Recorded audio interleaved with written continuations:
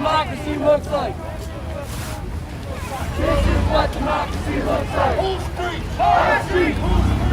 What up, y'all? Hey, we're in downtown Waukegan right now, where 2 people were shot in a police-involved shooting night before last, and which ended with a 19-year-old by the name of Marcellus losing his life.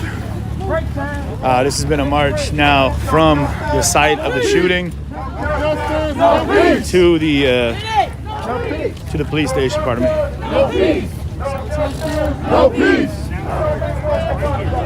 This is what democracy looks like. This is what democracy looks like. Let her go. Let her go. I want y'all to front. Let's get the straight.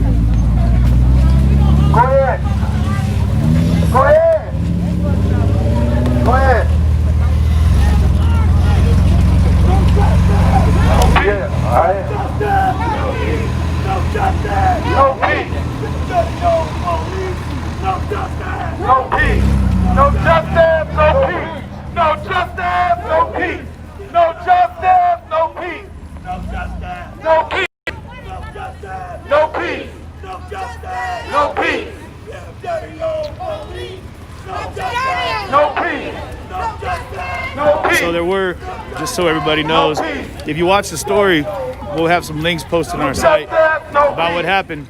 The initial report that was put out by the Waukegan Police Department was that the vehicle was in reverse, moving towards the officer who opened fire into the moving car. There was a follow-up story that came out where the gentleman who was an eyewitness said that the vehicle was actually hit by the police, and the vehicle was mid-intersection, was spinning, and he actually shot into the vehicle, striking two victims, one who died on scene, the other one who was expected to recover but is still in a hospital from the gunshot wounds. Have they said anything else about it yet? You left out. Yeah, please fill me in. The car ran into a brick building. Right. They covered the brick building up, boarded it up, and painted it within 2 or 3 hours. Covered up a crime scene. They covered up a whole crime scene. For that alone, they should be charged.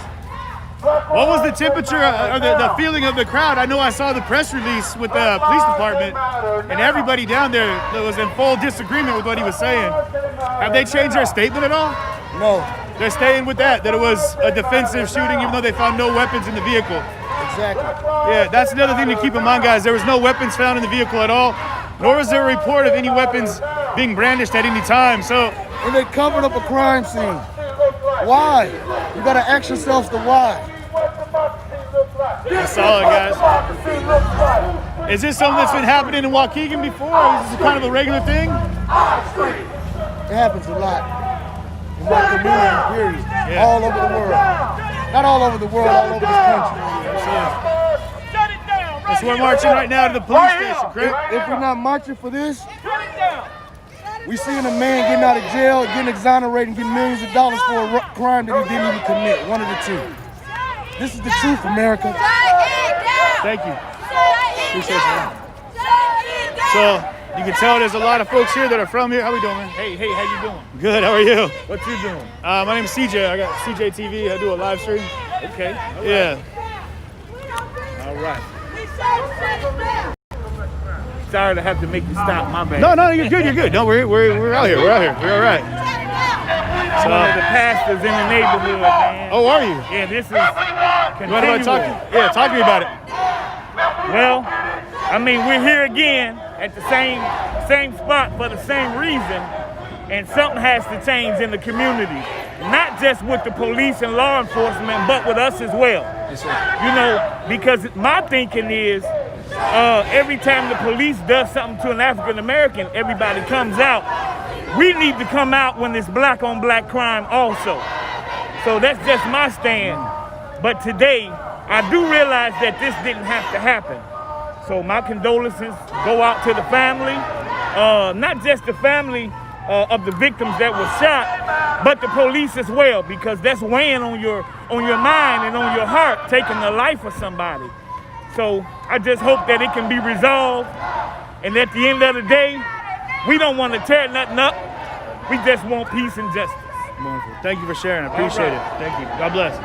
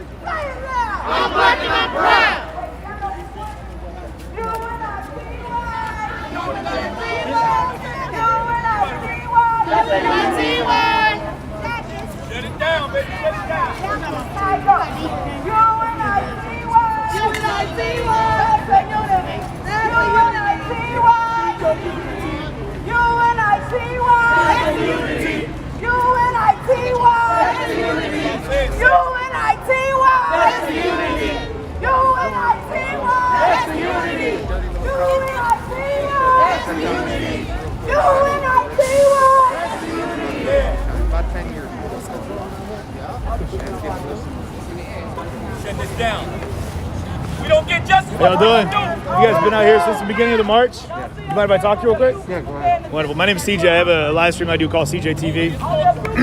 Just curious, out of Waukegan here, I was talking to another gentleman. He said this is something that isn't foreign to this area. It's not. It's been going on for over 10 years.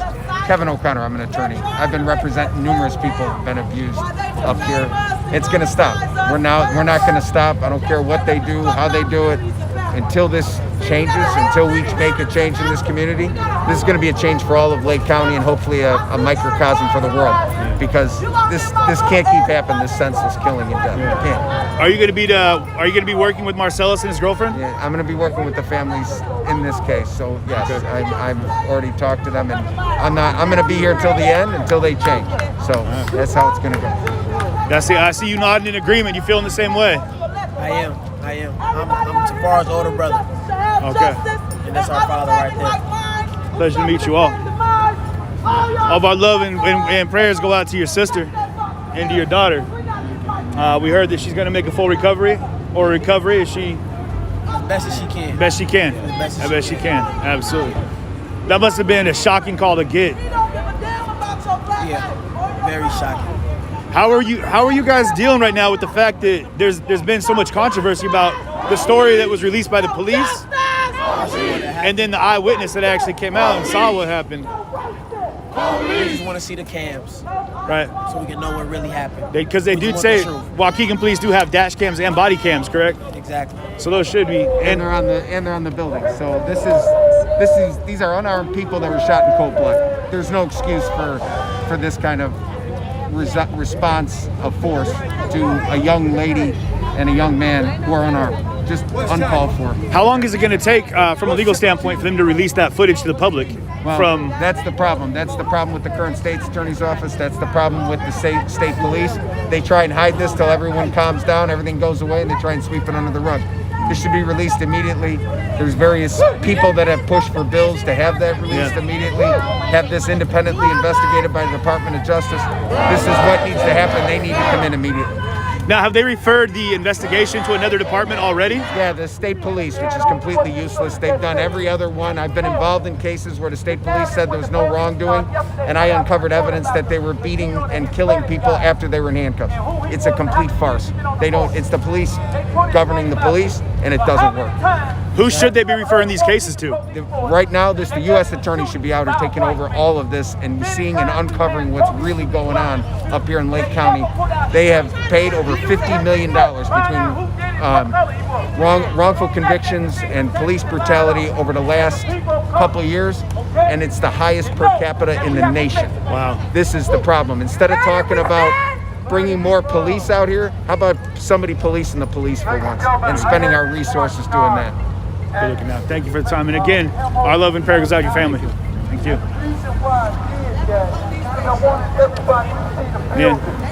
The building there. Now, the building, if you notice, the car was inside the wall, but the wall wasn't smashed no more.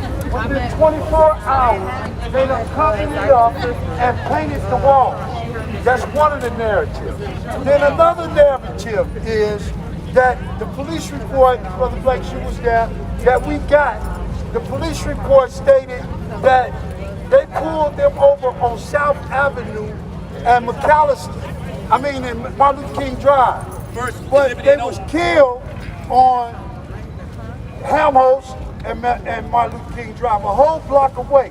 What police officer you know works 5 years and work in the district and can't get the streets right? So this is all a Confederate chaos that's going on, and that's why I want y'all to see the street and see everything so you can be your own witness, and that we're not just out here making noise, that we're trying to get progress, and we want progress. Ain't no trying, we demanding progress. Woo! Are you demanding progress? Yeah. So we don't want the police investigating the police. We want the DOJ to come in and do the investigation, or at least help. We tired of the police investigating the police and they always get off. We want to get rid of qualified immunity because qualified immunity always get them off. We need to get rid of that. We want them to be like regular people like us. If I shoot or kill somebody, I go to jail and I gotta pay a bond and I gotta work it out with my lawyer and try to get off. So we need these police officers to do that. And set down every elected official that ain't doing their job. I don't care what their color is. That's right. So now we're gonna take it over to the police station. Take the call. And right now we out here in the city of Waukegan. The city of Waukegan. The city of Waukegan got a black mayor. I don't know how many of y'all know about politics, but the police chief is not an elected official. Come on. The police chief is handpicked by the mayor of that city. Our mayor needs to be with his boots on the ground, giving us some answers. Screenshot this, Every please. city official that asks for our vote, that's knock on our door and asks us to support them, should be here with us today. They work for us. Y'all don't work for yourself. You work for the community. Say that. You don't live here. You work for us. So we need you to get here with us, with your boots on the ground, and show us how much black lives do matter. They matter when you ask us to vote. I want you to act like today is election day. I'm calling all of them out. I'm talking to the mayor. Come on. Sam Cunningham. Rita Mayfield. All of them.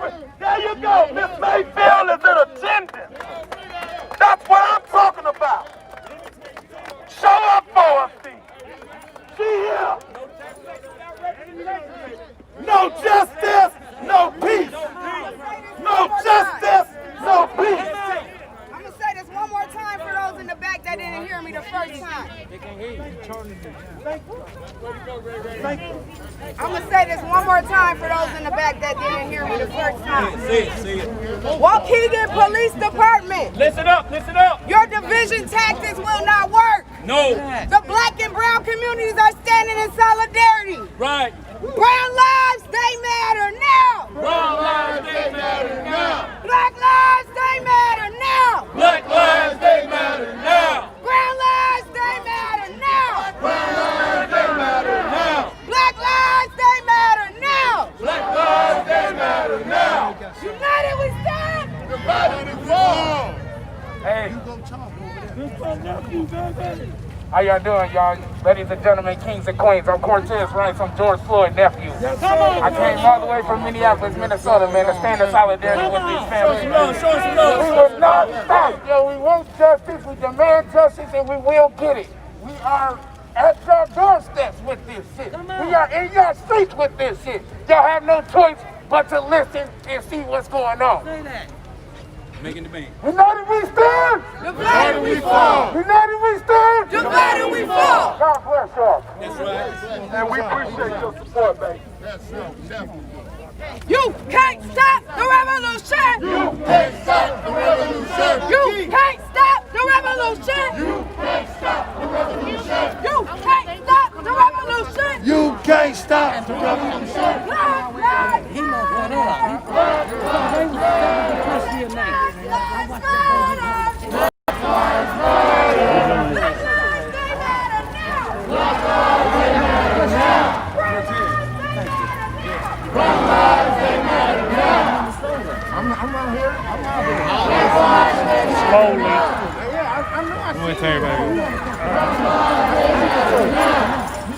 So yeah, you saw we do have some representatives from the city right here. We got Tez right here actually, which we were hoping to see the other day, but he was in commute. So Tez, what's up, man? What's up, Ken? CJ.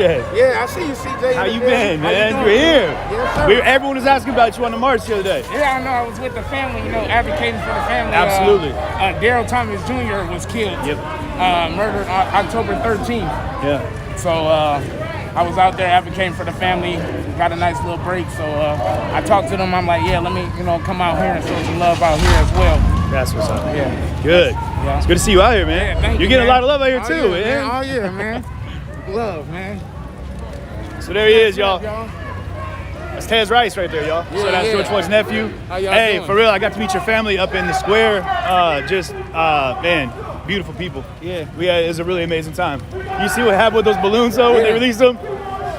Did you see the balloons in Louisville too? I mean, did you watch the Louisville balloon release? No, we were on nice. the ground there with me and Mercado were out there. He said what's up too. He wanted me to say hi. Yeah. Hey, shout out to Andrew, man. I seen what you did for me yesterday. Appreciate you. Blessings, King. Thank you, man, so much. And he know what I'm talking about too. Thank you so much. Okay, there you go, Merc. I'm gonna let you walk. I know you got people talking right there. I'll catch up there, right? Love y'all. Much love. Man, so if you guys haven't been following Cortez, man, just got a great message behind him. And just pushing a lot of love back out here where there's a lot of hate. So that's powerful.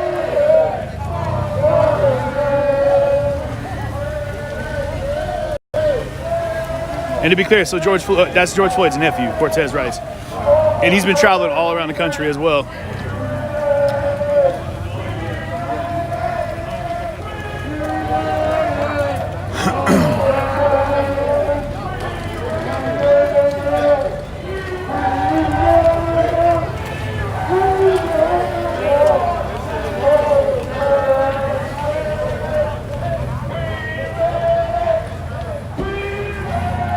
So we're down here, I'm guessing, in the Court District. This is the Lincoln Plaza right here.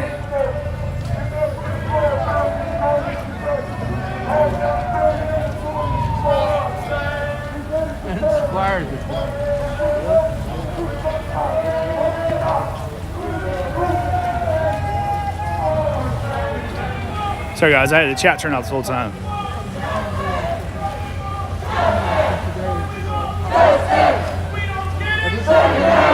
All right, we're out in front of there's it. Here we go. Show you guys where we're at right now.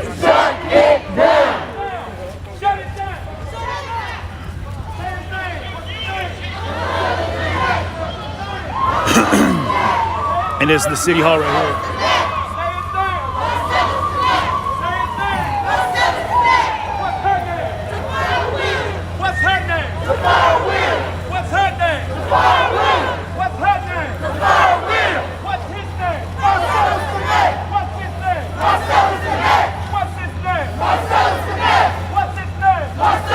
It looks like the police came out of the city hall. I'm not sure if these are always here, but they've already got barricades set up all the way around the building here, in front of the building. You can see where they're actually chained up here, keep those from being moved. Well, that one can be moved. Shut it down. Shut it down. Shut it down. Shut it down. Shut it down. Pardon me? Oh, sorry. Yeah, good. Good? What do we want? Justice. What do we demand? Justice. What do we demand? Justice. What do we demand? Justice. So to be clear, guys, there was a shooting out here in Waukegan where 2 young individuals were shot by the police. A young man by the name of Marcellus actually died on scene, and his girlfriend was taken to a hospital locally. Is expected to recover. The extent of the injuries, I'm not aware of just yet. One of the things they are talking about right now is the fact that there was 2 stories that came out. The police released information about the shooting, and then an eyewitness came out and released a very different story that conflicted with all of the reports that the police had made in that press conference. And then what we talked to the gentleman before about as well was the scene where the car hit the building. That was painted and reboarded up right away. So basically it was a crime scene that had been tampered with. And so there's an outpouring right now of support for people that are wanting to see situations like that change. So we were down there, we marched through MLK and made our way up here to Sambonjian. I'm not going to say the name right. Sabanji? Sabanjan. Man, Sabanji, what happened? So, I was trying to read the street. I can't. Sabanjan, yes. He's Armenian. He's Armenian? Armenian, yeah. Okay. One of the best mayors we ever had in Waukegan. One of the best mayors you say we've ever had here out in Waukegan? Yeah, so what? Smoke high up. Huh? Okay. No, I'm curious. So tell us about how y'all are feeling with everything out here right now. I'm not good at all because in 2015, this happened to my great nephew in Zion. Eric Hill shot and killed my nephew, shot him twice in the back. And he ain't had no gun. He went and got the gun and planted. And we've been going through hell ever since. So I pray for all the families. God bless everybody. Yeah. Appreciate you. Thank you. He should be here. He on the lunch break. So, yeah, guys, and again, remember that until we have the video footage released, we're not able to actually see anything. So, I don't know. You formulate your own opinions about anybody involved, that's on you. We're out here covering what's happening right now and the story as it's unfolding. So, no, this did not happen today. Where's our mayor? Yeah, so I talked to the attorney for a moment. We were talking about the fact that they do have body cams. They did have police dashboard cams. So those will be released eventually at some point. And there was also footage from a building nearby. So that's another angle that's going to be released at some point. So, hey, I didn't have my microphone set up. So it's here right now. So I'm going to try to set that up right now and see if we can get our audio running a little bit better. You want me to grab your mic? I got it in here. No, he didn't say a gun was planted. There was no mention of a gun being planted. The only mention of a weapon was that there were none found on the scene. So.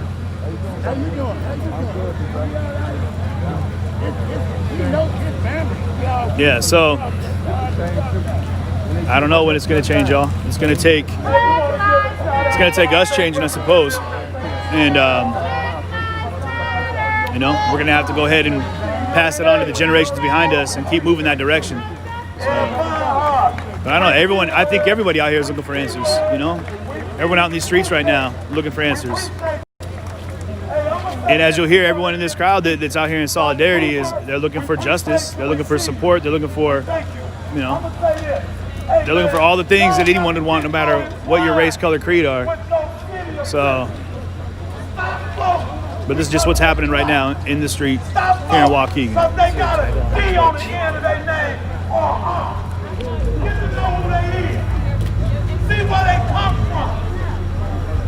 I don't know how to change If that. you ain't sleeping before that election, keep your door closed and your windows Maybe hit up closed. Shamlin, see if she can go on Twitch and change it.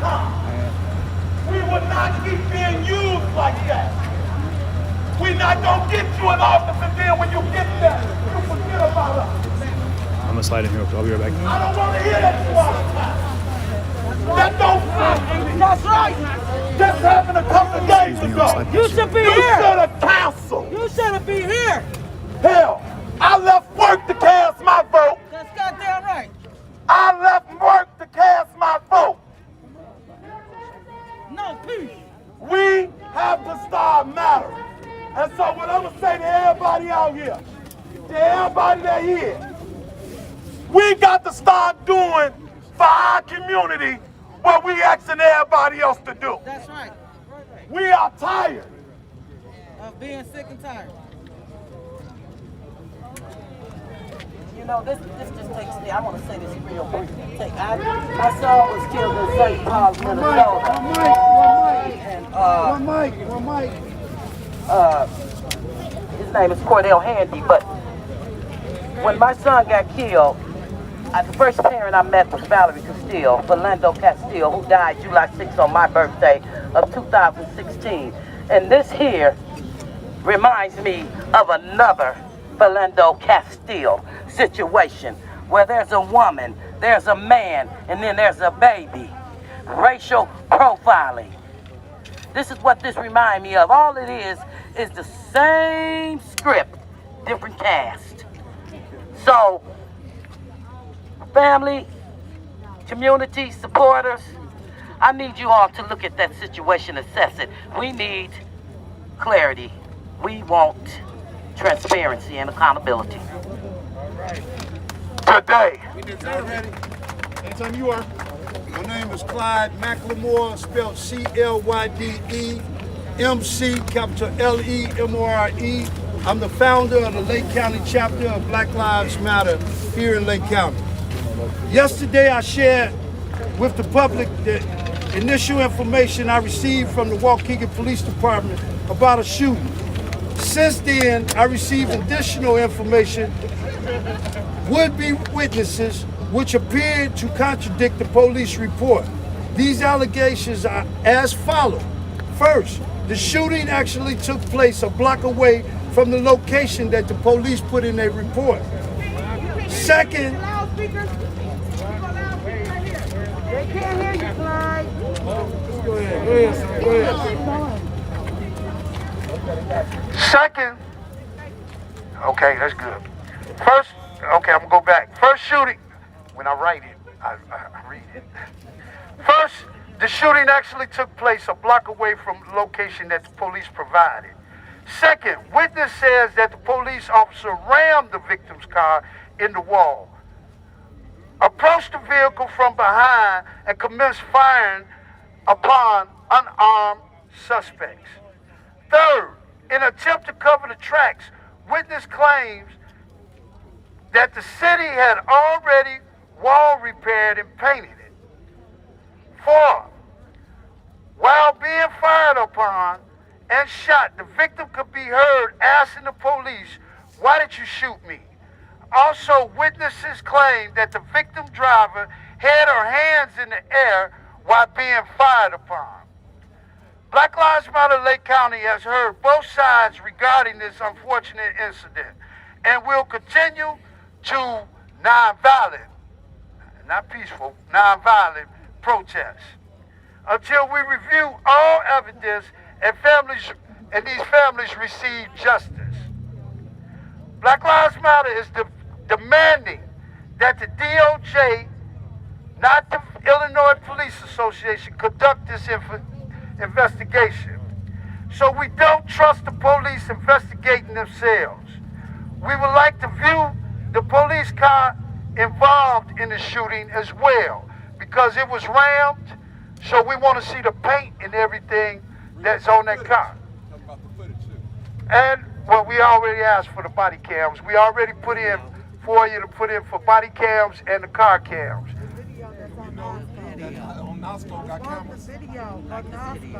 And we also, we also asked that the attorneys get the video from NOSCO, because that's right there where this incident happened at. And there's 3 cameras right there as we went over there to see. Actually, we started to protest over there so y'all can take a look at the wall and see that it's been redone. I've seen a lot of stuff and I've seen a lot of accidents, and I've never seen it covered up. The whole wall is done and it's painted. And the whole crime scene is painted, and it looks like nothing happened. So it's a cover-up, and we're not standing for that. So any questions from the press? Who's this witness that you're talking about? Can you tell us more about the witness? Well, we're not going to let the witness out because we don't want them to be intimidated or pulled by the Illinois State Police to change the story. we got a couple of witnesses and we got videos coverage. Will you release the video? Well, we still working on that. We're waiting on them to release the body cam and the video. We want to see what's going to be taken out of this body cam and then what we got on video. What charges do you want to see leveraged against the officers involved? We want the officer, he's on administration leave. That's a state law. And I'm glad our state representative is out here because we want that law changed. Because in the state of Illinois, every time police shoot a person or kill them, they go on administration paid leave. And we're tired of that. We're tired of that. We want them fired. We want them arrested. We want them prosecuted. And we want them convicted. And charged for murder. Because that's what it was. It was murder. Attempted murder too. And they get paid to sit back behind the desk after they kill our children, our loved ones. They're getting paid. It just ain't administrative leave. They're being paid to sit back after they commit a heinous crime. And that was also, employ them. I don't want them having my tax dollars. We also to show that this Americans right now is under a state of emergency for black and brown people.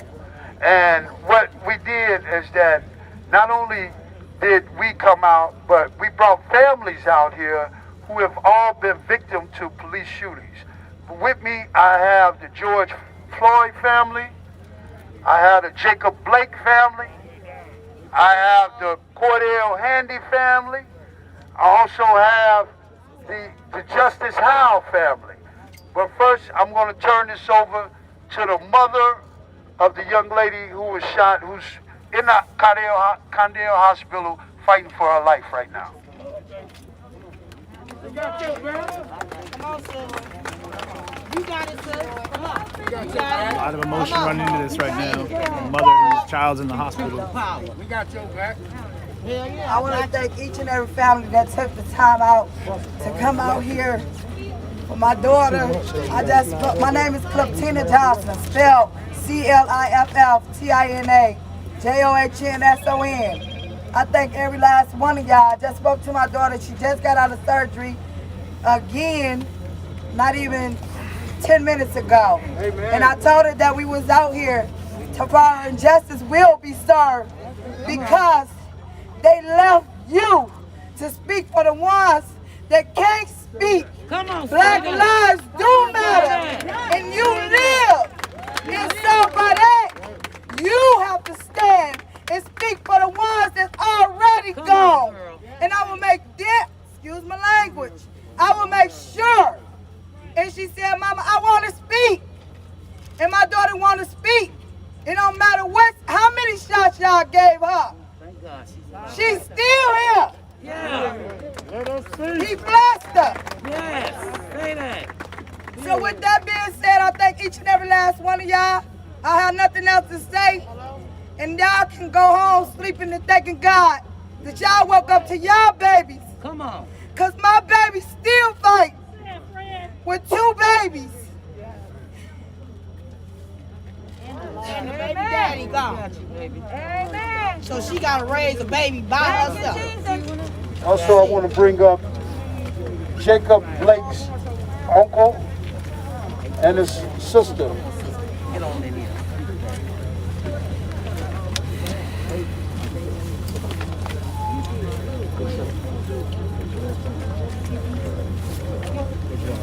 My name is Letitra Wideman, Letetrawideman. I am the sister of Jacob Blake, and I am my brother's keeper. We're here to stand in solidarity with the Stinnett and William and Johnson families. We will share our spotlight.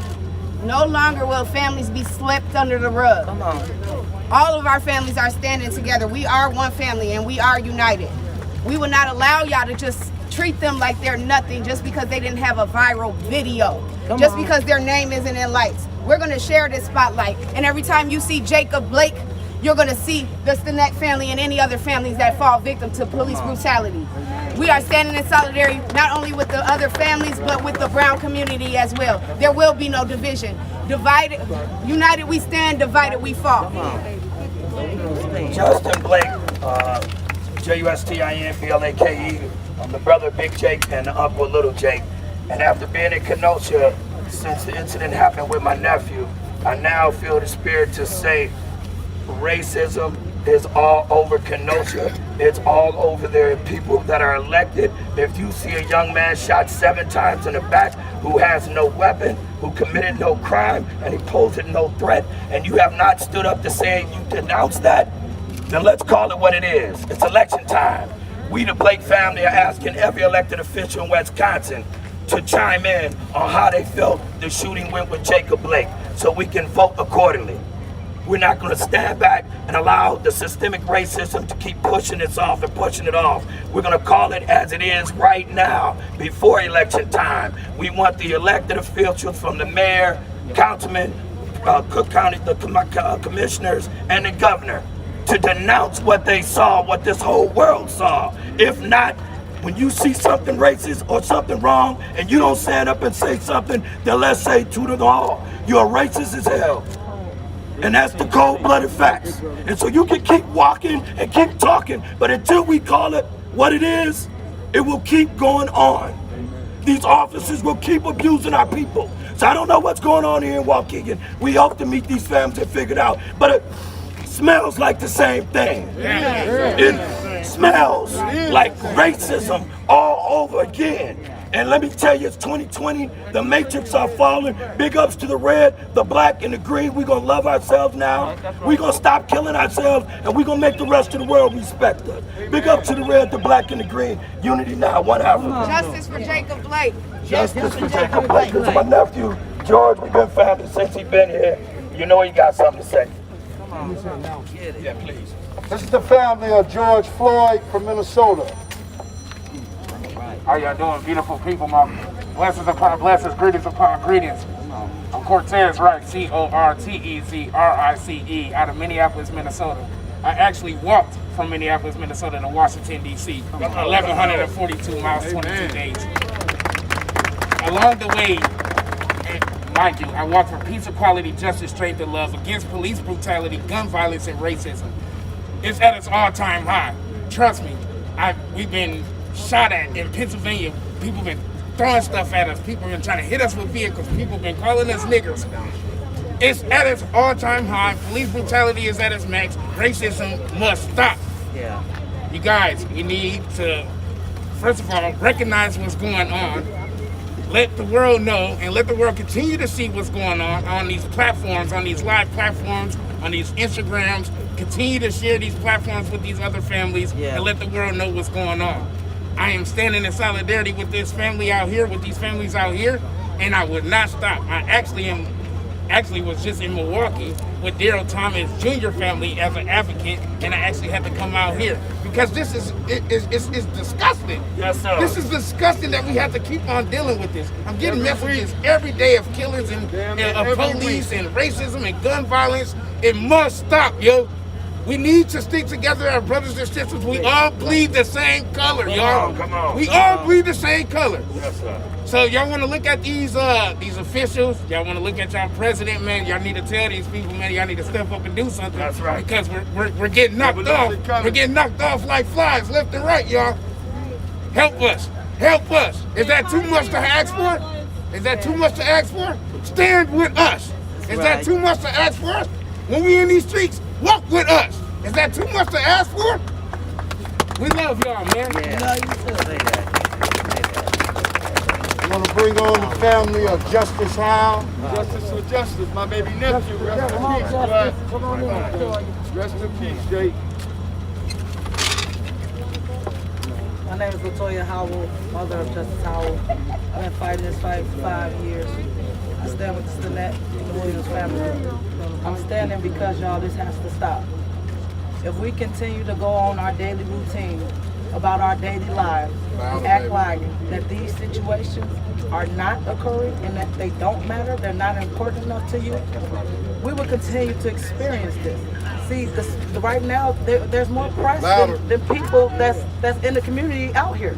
And that's bullshit. I mean, that cannot happen. We need our community to stand strongly together. And we need to open our eyes and hold these elected officials accountable. I can't say it more. We have to get out and vote. For all of those that does not believe voting is vital for our survival in these communities, I need you to wake the hell up. Because if we don't vote and take the stand in our own communities, it's going to continue to happen in front of our eyes. So justice for these families and justice for us all. United we stand, divided we fall. Also, I got the mother of Claudel Handy, who was killed in Minnesota, but he was from Waukegan.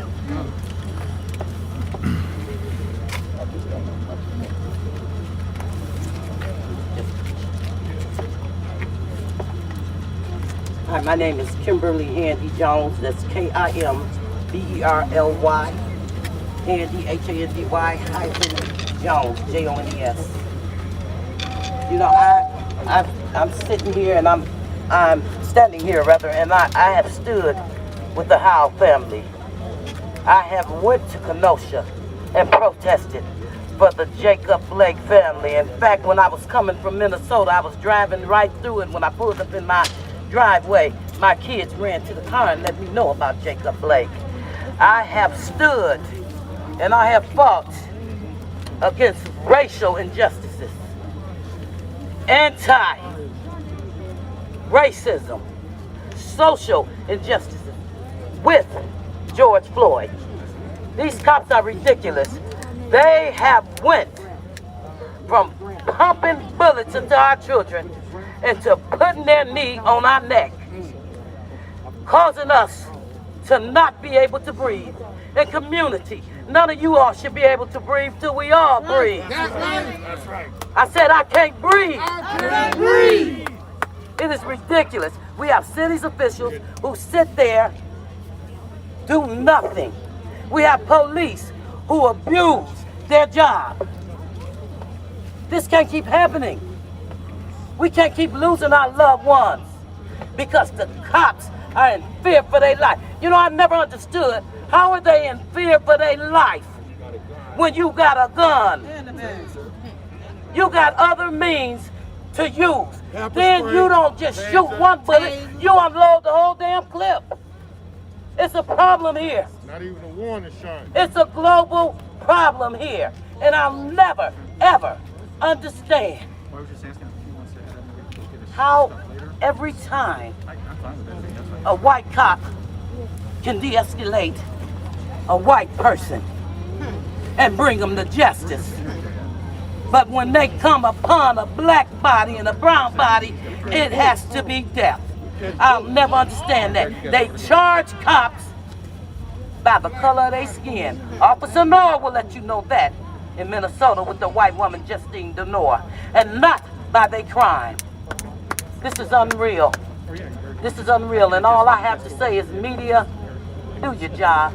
Just don't make these families' jobs so hard, because this is not their story. To you, it's a story, but to us, it is our gospel truth. And I ask that you all respect each and every story, each and every family that's out here today, because from what I've seen, you all have a tendency to weaponize, demonize, dehumanize, criminalize, and victimize our black and brown children. There are two types of justices, one for white people, one for black people. But one thing that I know, our God sits on high and he sees down low. You can't run from God, and God is justice. Boots on the ground, people. Keep your boots on the ground. Apply pressure. Even if you have to put it on their neck and choke the truth out of them, keep your boots on the ground. But you can walk down the street with an AKR-7 or whatever the rifle was, bring up walk home and get a ride home and nobody from the shot you Black in the ass. Abolition of the Mind. But you protest for him, ain't that a bitch? He walked down the street with an AR-7. Brother Blank's the Black Abolition Movement for the Mind. In Kenosha. I like to kind of, I want to reiterate what sister Toya Howe said. You know, you have politicians, you have your vote, and you have policy. But then the strength is in the numbers, because after you have laws on the book, they have to be enforced. But the power is in the people, not the politicians. Your presence out here, all of those of you that are here and those of you that are sitting at home, we need people out here, because we can go and vote and you can put policies on the book, but you still have to enforce those policies, and those enforcement of the policies come from the people and the masses. So all we need, don't sit home, be comfortable, kick your heels up, and feel so detached from these issues that you cannot be involved. Every voice counts in these situations. And if I can't say anything else today, we need people to be involved and not act like you immune from this, because I'm sure neither one of these families expected to get that call that their family member had been shot by the police. You ride these streets, your family, your children ride these streets, and don't act like you don't either. We need people out the next time, or we hoping it don't. But stay involved. Don't get involved. This is about prevention. Okay? Thank you. All right, I want to bring up a family member from Marcellus Sinet. His auntie is here. She just arrived, came straight from the airport. So she's here.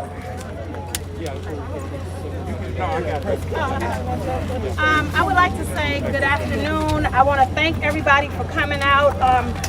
Some of the other bereaved families that took the time to come in from out of town on behalf of this sad occasion to help support the Stinnett family. I am standing in the gap for the mother because she resides in Jacksonville, Florida. My name is Satrese Stallworth, S-A-T-R-E-S-E, Stallworth, S-T-A-L-L-W-O-R-T-H. I would like to thank the community. I would like to thank the city of Waukegan. I would like to thank the mayor, Sam Cunningham.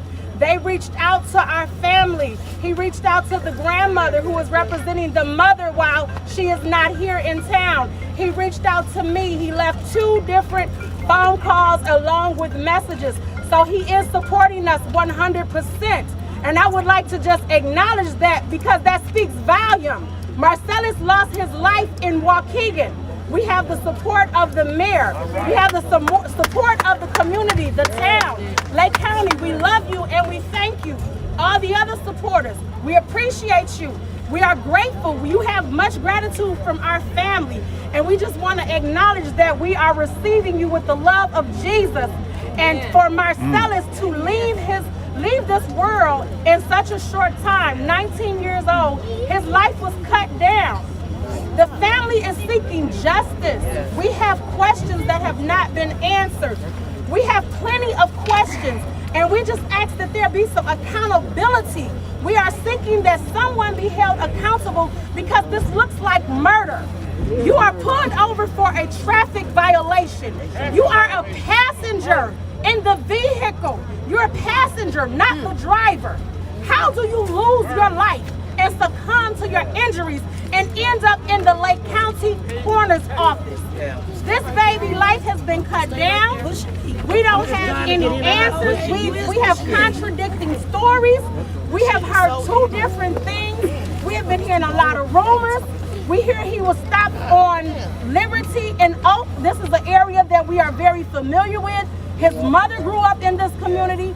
I grew up in this community. He has strong family ties in this community. How did he lose his life if he was stopped at that point 4 blocks away at Helmholtz and Martin Luther King? We have plenty of questions. We want support from the community. We want support from the chief of police. It's hard for the police to support a family and investigate a crime that has occurred with one of their own. We are asking that the Attorney General's office step in and handle this investigation, because the police cannot police the police. They cannot investigate, and they cannot give us fair justice if it's one of their own. And yes, we are seeking justice for Marcellus Stinnett. He has a legacy to live on. His life was cut short. He could have went on and grew to be an older man in society and done some great things, been very successful in life. He didn't have that chance. And because he did not have that chance, we are standing in the gap. His family is standing in, and we are supporting all the way that we get complete justice in this matter. We are marching, we are protesting, we are here. We would like for the community as well as other people to stand with us. We would like support in a peaceful, I want to say that again, peaceful. We want you to stand in solidarity in a peaceful manner. We do not support the looting, the rioting, the burning, the tearing down your community, especially when we live in a community that's full of love, that is supporting this family. We want you to stand together. We want you to say his name, share his story, get the news out there, let people know that this should not have happened. These were two, not only Marcellus, his girlfriend was in the car. Her family was affected. She's laying in the hospital. We want to let that family know that we love you and we support you as well. We want to stand together as one. We have the same fight. We want answers. We want justice for our loved ones. These were babies. I have children. I'm a mother of 5. My baby is 21. He's older than them. So I just want you to know I'm standing in the gap interceding for my family. I'm out here as a mother. I'm out here as a citizen of the Lake County community. I'm out here because we would like justice. We would like support in a positive manner. We want to go with God in this. We want him to direct and order our footsteps. You cannot get anywhere with negativity. You cannot give the devil any glory in this manner. And the Stinnett family will not be given any honor to the devil. We stand with love. We stand with prosperity. We stand with solidarity. Anybody that is willing to unite with us, we have welcoming, open arms. We love everybody. If you are supporting this family in this cause, we welcome you, and we want you to just stay positive and do things the right manner. Do things in decent and in order. And please don't tear up our community, because the taxpayers, the homeowners, we suffer. When you tear up your community and riot and loot and burn down, you cause nothing but more triumph and pain on your community. And we do not ask for that. We ask for this to go as far as it can go nationwide. We ask for people to just stand with us, support, say his name, share his story, let people know what's going on. And we do not want this to happen to another young black man. The police are supposed to serve and protect. How are you taking our babies? I am a mother of a 21-year-old African American, and when my son leaves my door, I pray over him. I have continuously been praying for my son because these young black males are being cut down by the police. No weapon, no gun. Why are you taking my life? Why are you unleashing a round of bullets into the car? This has to stop. This has to stop. Cordell Handy, it was at our front door. Cordell is family to us. Our families grew up together right next door. Cordell grew up with Marcellus' mother. It was at the doorstep with Cordell. It knocked on the door, came in uninvited, sat at the dinner table with Marcellus Stinnett. Jacob Blake, his family has bonds to my family that they don't even know about, probably. It was at our doorstep, knocking on our door with him. It came in and sat at the dinner table. We didn't invite this to dinner. We need you to stand together and let the society, the community, the nation know that we are not accepting this. We are not going to continuously allow for our young black males to be shot down for no reason whatsoever when they do not pose a threat. So I would just like to say once more, I thank you on behalf of the Stinnett family. We ask that you do everything decent and in order in a respectful manner. I want to thank Clyde McLemore, because if I don't, I'm going to hear about this. I reached out to Black Lives Matter because I was not in town, and my Marcellus' mom asked me to be the spokesperson, and I was not able to get answers. I was not able to get questions. But this man right here, he will get you answers. He will go over and beyond. He stepped on some toes with our family. He did some things I didn't like, but he got the job done. And I gotta acknowledge it because I'm bold. I'm bold with speech like Peter, and I gotta let it be known. We don't agree with everything, but he will stand up, he will fight for you, and he will help get the job done. So I would like to thank Black Lives Matter. And I would like to say, I believe all lives matter. We have to stop the killing amongst black crime. We have to stop the killing with officers taking our young black men. We gotta come together. with love and just support one another and go back to the old days. You know, when we had the grandmothers and the great-grandmothers in the household, and they trained a child up, and we have to make sure that our kids, you know, yeah, you're right, but at the same time, we have to stand together, and I say that we have to go back to the old ways because our grandmothers and our great-grandmothers trained us to be respectful. We was held accountable for our actions, so we won't be out here tearing up and looting. And I understand we're angry. We're angry. This goes back 400 plus years of suppression. I understand the anger. I understand that we are tired and people will suppress. They will demonstrate that anger through violence. But I'm asking, please, we have to use our mouthpiece. We have to advocate. We have to get the words out here. We have to try something different. The same way we're asking for police reform, the same way that we're asking for them to, you know, revision and re-strategize and do things differently, we have to do things differently. We have to get out and vote. Vote. There was a time when we couldn't vote. Your vote matters. Go to the polls. Stand up for what you believe. Stick together. Let your voice be heard. And I'm going to end this. I want to thank you once more because I know I've said more than enough. And we just want everybody to continue to be peaceful and support us. I thank the families. I thank the families that came out, that came from far away, that got on planes, drove, that supported us because they've already fought this fight.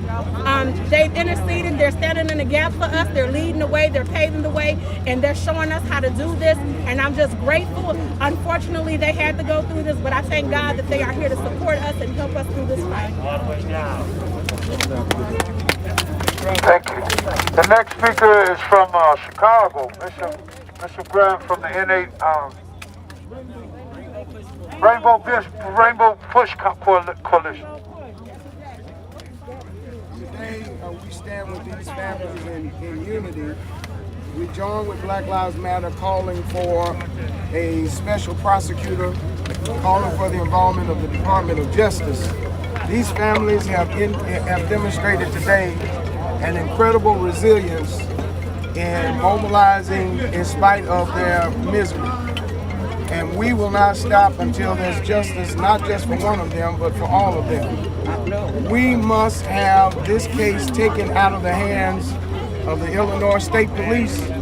They've never found officers guilty of deadly force. They've never seen a case. And we've had several cases here from North Chicago to Waukegan. Darren Hanna was tased and beaten and died at the hands of police officers. This is a line in the sand where we've had enough, and we're going to fight until we get justice, not for one of them, but for all of them. We've immediately engaged the Attorney General, Kwame Raoul, and asked him to immediately take this case over, the same as they did in Minnesota. We want the Justice Department, the Civil Rights Division, to get involved immediately in examining and investigating civil rights violations, as well as the behavior of this police department as relates to pattern and practice. Far too many black and brown people in this county are pulled over. Far too many of them are profiled. Far too many of them are arrested. And far too many of them are killed. There's a pattern and practice that must be exposed. We've got to expose it now. We've got to turn the light on injustice and let the light of justice shine brighter than it has ever shined before. Amen. There are several people even running for office in this county that have blocked investigations, refused to run investigations, and refused to give the community justice in police incidents. And we think those individuals need to answer to this community. How is it that you think we can still vote for you when you've not supported us as it relates to justice for the people in our community? Thank you very much. All right. Are they taking their equipment? Yeah, they should. That tree stole the show. Thank you. Yep. Just talk.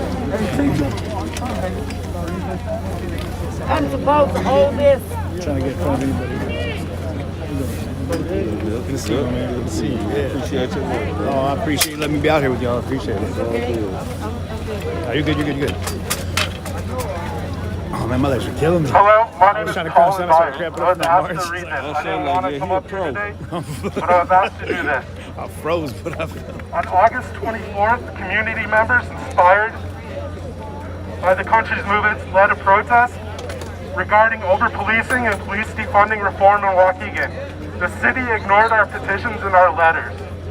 In the Chicago Tribune, Mayor Cunningham said he was frustrated with police defunding and reform protests, calling us no different than bullies.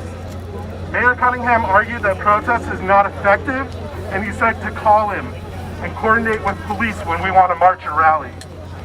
Along with calls to action from senseless murder of Jacob Blake, the protest convinced the city to hold a small meeting where Aurora Flores and I sat as representatives of the Waukegan People's Council with the mayor, police chief, and 2 city council members.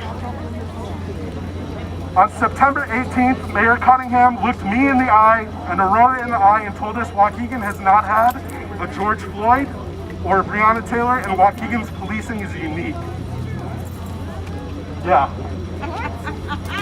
We asked Mayor Cunningham during this pandemic and time of policing reform, what actions are the city of Waukegan taking to invest in this community-led strategies, affordable housing, jobs, education to help reduce crime and the need for over-policing minority communities. Mayor Cunningham's response included that he's on boards regarding water usage and legislature with other groups of mayors around the country, and then excused himself from the meeting. He didn't answer the question. Rick Harris, Mr. Rick Harris, is a diversity and inclusion consultant hired by the city of Waukegan, and Police Chief Wayne Laws boasted to us in the meeting about how Waukegan was the first city to ever use Motorola's brand new body cams. They talked about the model and the model Waukegan set by inviting an audit from the DOJ after Michael Brown was killed in Ferguson. Again, an unarmed black life has been stolen by police officers' hands in Waukegan. Marcellus did not deserve this. The system is not broken. It was made to work this way. This system was designed to give people weapons and authority to cause terror. Who is being protected? Who's being served in the city of model policing? The city of Waukegan spends $37 million a year on policing and $7 million on development. That's $400 a year on policing per person spent in this city, and 80 cents a year for development. 80 cents per person per year on development, $400 per person per year on policing. We are marching these same streets again. We've marched here, we're gonna march here again. What's changed from our calls to action? Another young black life was ended by the hands of those who are charged to serve and protect.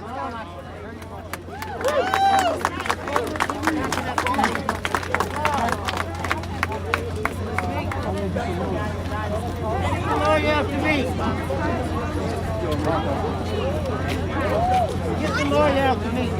That's right. Let him go. I would like to just say.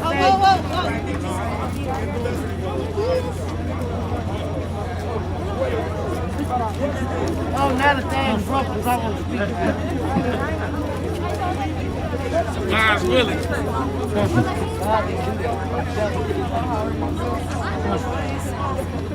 I don't need no mic. I don't need no mic at all. Is it on? Test it. Good afternoon, everybody, and God bless the ones under the sound of my voice. I would just like to say that Marcellus is my great nephew, and he came from Florida here to make a better life. He met a young lady, they fell in love and had a baby, and he was on his journey of being a hard-working man to support his family. I would like everybody out here to pray for the Stinnett, the Williams, and the Johnson family, because right now we can't get no justice, but we can get peace from God. God knows what we're going through. He sit high and low and he never sleeps. So the officer that did this, I'm sorry for him and his family, but he must stand accountable for his actions. The Stinnett family is looking for nothing but peace. We don't want folks out here talking about how they tore up the town. We don't even have a grocery store on the south side. You know, when Mayor Sabanya was living, we had it all, because he was a good mayor. Now we got a young black mayor. first black mayor of the city of Waukegan, doing everything he can for his community. Everything. I knew him when he was a little snotty-nosed boy. Stayed right across the street from me. The mayor is doing the best he can. Black Lives Matter, I promise you. I didn't know that you all moved as fast as you did. That was a blessing. They got right on top of this. These kids were shot down. I don't know why. Marcellus is with the Lord. He's good. We got to pray for the other girl, Kiara, whatever her name is. We want to keep her lifted up in prayer, and our family too. And we ask that the both families come together, because we're mourning and loss. Marcellus left a baby here 6 months old. He'll never see his father again. But we need to come together like brothers and sisters. You know, the Bible says that God made one race, that's the human race. We all sisters and brothers. So let's just act like it. Stop the killing and stop the violence. God bless you. Thank you, Clyde. Look here, we had our first killing here. Well, one that got recognized was the Daryl Hannah case. And I asked the attorney on that case, which is Kevin O'Connor, to come out. Okay, Kevin, can you say some words? Unfortunately, I've represented many people in this town, as well as people in this county, who have been killed at the hands of police or been injured. I went in front of this city council 5 years ago, and I said, I'll volunteer my time to help you to end this if you'll take my time. I said, I'll donate my time. They turned me down, and I warned them that this was going to progress to the next level, to where it's progressed now. And I hate to be right when it's right like this. This is horrible. This will be the last death in Lake County if I have anything to do with it. We are going to push and make this the last time at the hands of police that somebody dies. This has to stop. It has to stop now. This isn't about, it affects everybody. Black, brown, white, everybody that lives in this community. We're paying our tax dollars. Lake County has paid over $50 million in wrongful death, settlements, wrongful convictions.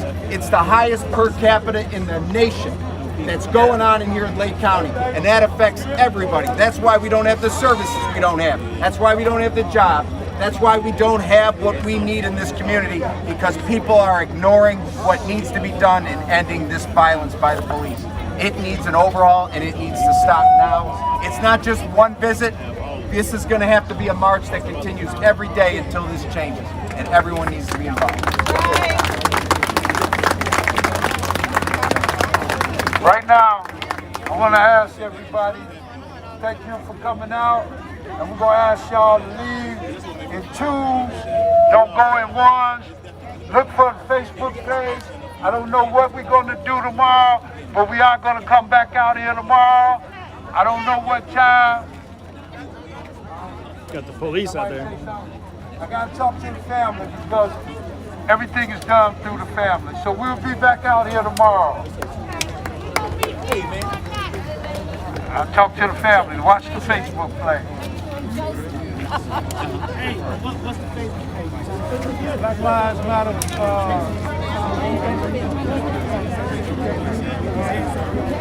Black Lives Matter Founders page. If you're on Facebook, it'll be on there. Or you can go to my personal page, which is Clyde McLemore. Okay, they need to move these cars, because they got a dead body coming in, so y'all got to move the car. It took a turn right there. Just. Hey, what's happening? How are you? How are you? Oh, man. I just felt it the most right here. I was trying to stand up, and I was like, nope, it's not happening. It's not happening. It'll be a minute. But yeah. You were born and raised right here? Tell me about Waukegan. Oh, what you want to know, CJ? I always fall in love with cities, but it's sad because a lot of times I get brought there because of tragedy. But there's always so much there that's amazing and wonderful. And I know Waukegan isn't just known for situations like this. No. Tell me Waukegan highlight. A Waukegan highlight is when we used to have to come in before the lights went out. We had all the fun with the shooting, the unnecessary killing. If it was police brutality, as a kid, I didn't know about it. Yeah. But I do remember one big instance when I stayed in the projects. What's that? You gotta talk a little louder though. I do remember one big instance when I stayed in the projects. Okay. And that was a riot on the south side of south side of Waukegan. I was a kid. I really don't remember what kicked that off, but that was one of the first riots I did experience in Waukegan. Now, Illinois, as a whole, they need to get it together because they're killing their people. They're stealing from their people, their own people. I'm not gonna go into it. They're stealing from their own people. That's why I left Illinois and went to Kenosha to raise my family. But now Kenosha's out of hand, out of pocket. What do we got to do to make that change?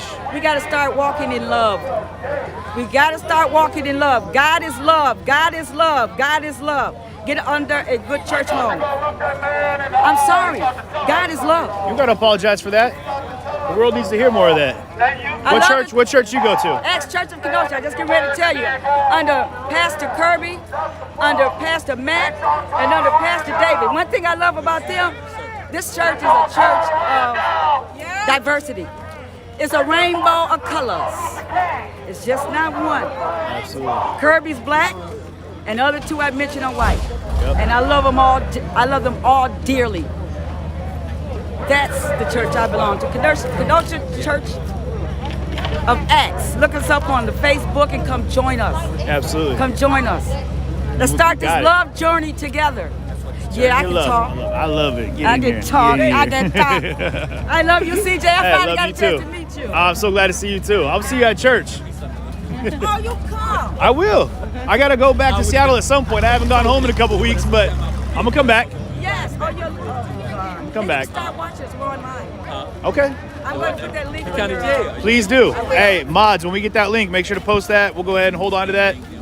See what happens when you don't eat? She said, see what happens when you don't eat?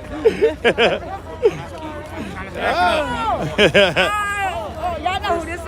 Oh, that's Tez right there. Yeah, everybody knows Tez. Hey, everybody on here say what up to y'all too. Hey. What up, Tez? What's up, everybody in Tez land? Hey, how y'all? Man, this is the man right here. Yeah, this is the man, y'all. If you haven't been keeping up, man, hey, tell everybody where they can follow you. Best places to follow you, Cortez. All right, y'all can follow me on United We Walk or Instagram twin_cities_revitalization. I'm doing big things, man. I'm gonna have the 50-50 tour, 50 cities, 50 states coming along. Yep. I'm gonna march a mile in each city and each state. Getting lists of demands from other families like mine that's been victimized by the police or gun violence or racism as well. Getting lists of demands and hearing the community as well. That's what it's more importantly about. And then putting this all together on the 50th state, going to the White House. Either you're going to let me in that door or I'm going to be on your lawn. And it's going to be a compilation disc. I'm going to present this compilation disc in front of the world. It's going to be pressed and everything like that. Y'all make sure y'all stay tuned. There it is. When are you starting? I actually was supposed to start this week, to believe it or not. I was going to start Best laid plans. Best laid plans. You know what I mean? But I'm on God's time. You Absolutely. know what I mean? So, you know, when I get back, I'm going to have to sit back down again and, you know, recalculate some more things. Absolutely. But I'm actually out in Milwaukee advocating for a family. Daryl Thomas Jr., Hattie Jones actually contacted me to seek justice for their family. So we just caught a big break yesterday, thank God. And I came out here to show some love and stand in solidarity with the families out here. Then I'm going to shoot back to Milwaukee. I love it. Yeah. Now tell them again how far you walked. Oh man, for real. Hey, you guys, you got to excel. I'm gonna tell you, I'm feeling after 35 plus miles. This man right here, tell him. I walked 1,142 miles. It was 22 days. I started August 6th. We were supposed to get there by the 28th, obviously, for the 57th commemoration speech of Dr. Martin Luther King. We got there on the 27th, about 7 o'clock p.m. I was exhausted. I lost 20 pounds.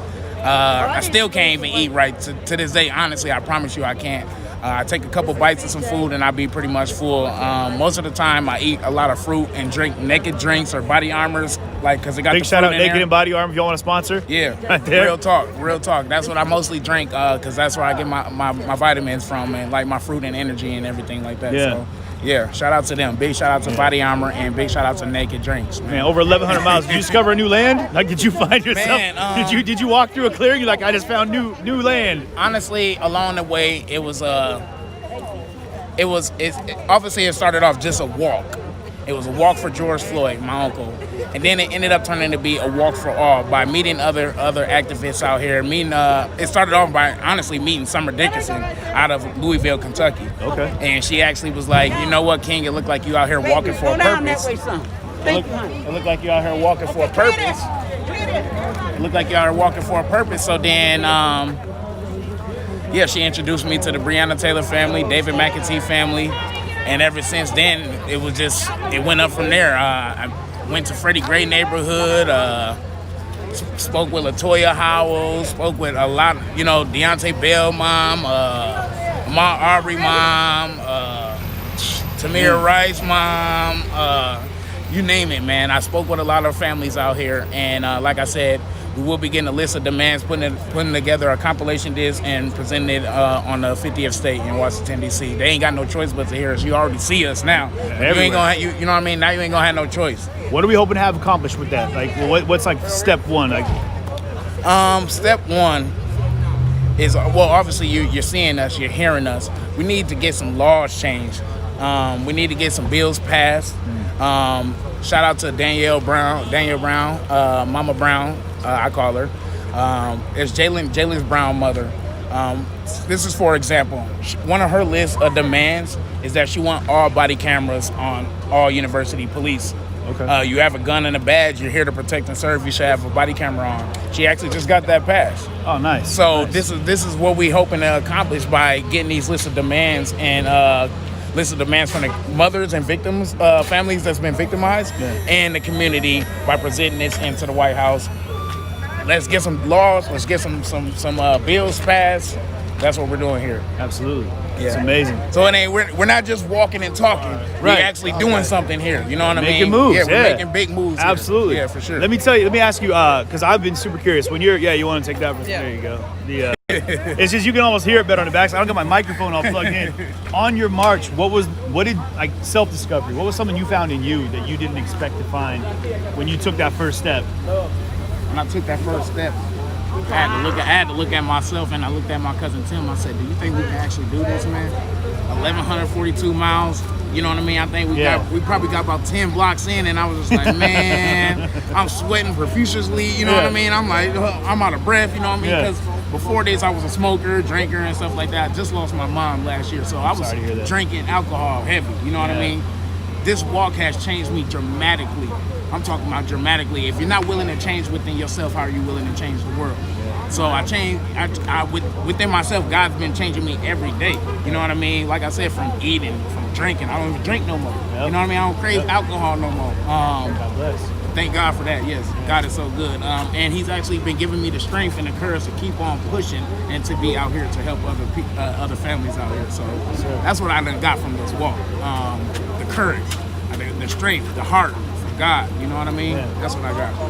That's beautiful, man. Yeah. And I mean, I gotta say, like, I know I talked to you a couple times along the way, and the things that I fell in love with was like your humanitarian approach, your love for children, and your view of God, and how those things need to be focused on. I think that's the biggest thing. That's the biggest thing. Everybody knows. So I'm 31 years old. You know what I mean? Obviously, our time is going to be up pretty soon here. You know what I mean? It's people dying left and right at a younger age. So what can we do to change this? Me and Tim will be building a Youth for Change Center, and I say we will be building it because I'm speaking it into existence. We will be building a Youth for Change Center to give back to our youth. This my man Justin. right here. Justin Blake right here. Jacob Blake right here, This y'all. man right here walked 38 miles with his baby. He sure did. To Milwaukee, man. This guy is something else. This guy here. Hey, you did it too. Man. As much as we could. How your legs feeling?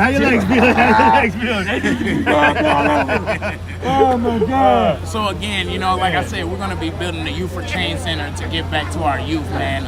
This is how we start equality, by giving them the same knowledge, brothers and sisters of all races learning the same thing. So when they get older, they'll know, that's wrong. You know what I mean? And I mean by that because the schools is giving us watered down shit. And excuse my language, but it's not right. You know what I mean? We learn about Dr. Martin Luther King, Malcolm X in school. Everybody, me, you, but then I get home and I learn about Dr. CV and all these other very important people. Why y'all don't have that opportunity? Y'all have the opportunity, but y'all not taught those things. Well, at the Youth for Change Center, you will be taught those things. Everybody together. This is how we will create equality. We will have a shout out to U of M. One of the people out there will be donating some cameras out there, so we will have a photography class out there, and we will have computer classes out there as well for the Youth for Change Center. We hopefully will make it franchise across the world, but we got to start somewhere. Beautiful, beautiful. Like my man said, speaking it into existence, man. We need to start like what we talked about with love.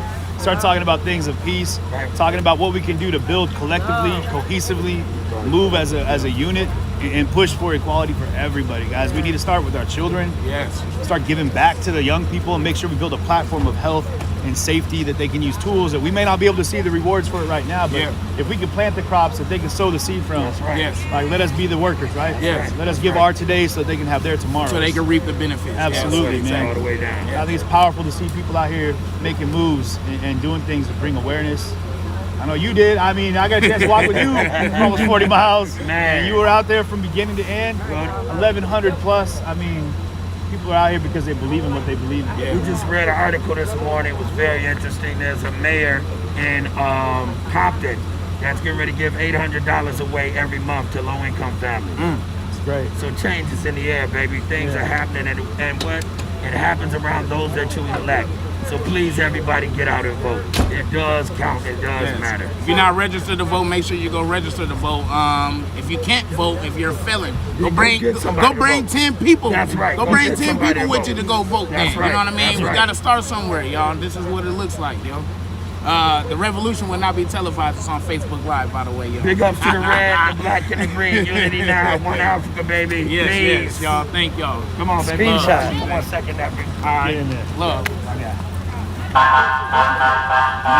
I love so far, guys, the message you keep hearing today is we're pushing for peaceful protests, non-violent, well, they said non-violent protests. It may not always be peaceful, but then that's come down to an interpretation of what you think peace is, and I think that's a big thing right now. People are very caught in their understandings of how they feel peace looks like, and you got people like Cortez Rice and the leaders of the ARF and the people that came out yesterday, the day before yesterday, and marched, and even today, speakers were talking about exactly what needs to happen, is that we need to focus on raising awareness for the issues at hand, and we can do that collectively without burning down our cities, without being violent, without destroying things. Like, the people right here, the leaders right here, are saying that every day.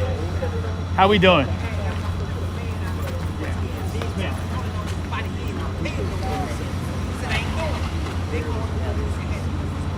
Fully believe it. It's the big.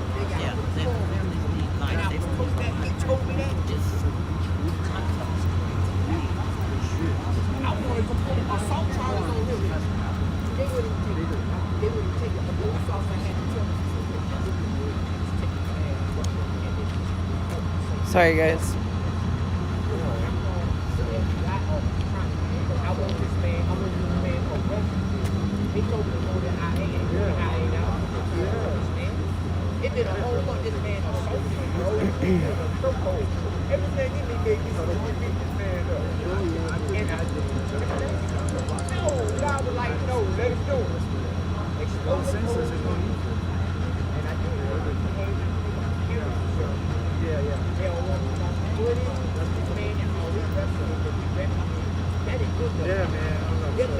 Sorry guys, CJ's having a private conversation, so everybody kind of cleared out from this area right now, but I know that the guy that saw everything happen is over here, so I'm thinking we'll probably talk to him, but I don't know.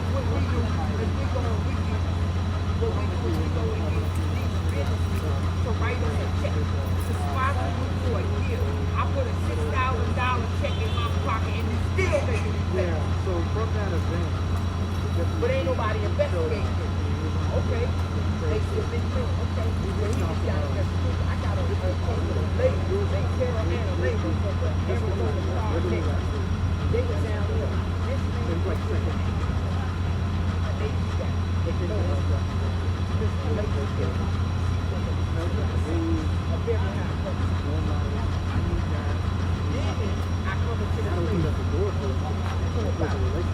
I said that the witness is here. He's a couple feet away from us, so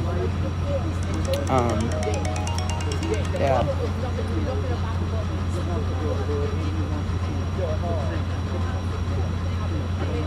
Every issue the way I would see it, but he was trying to help build a bridge. So 2 weeks ago, we were in the department. A program director. He told us that he said, Mary, don't run the place. So I'm sure he's going to touch on. They gave us a tour. You know, and I'm blessed with this because I know what he's done. It's great to have a relationship, but he also needs to give information.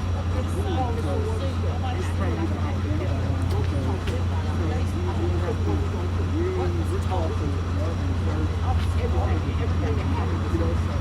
But celebrating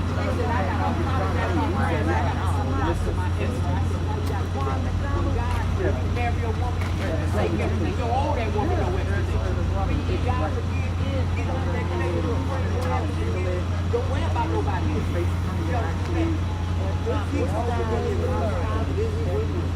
We didn't want no more of those. With my wife that I'm with now. You can't. I'm not even by them right now, so.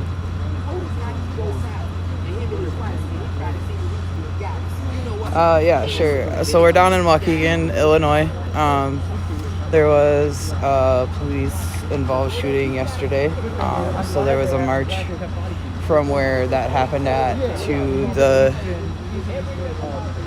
the police department down here.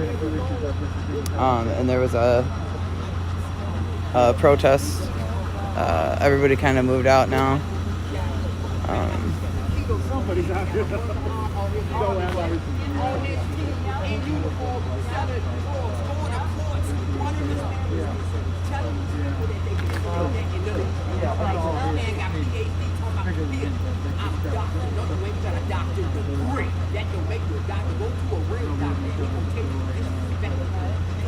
To move the oversight of these kind of cases to like the state of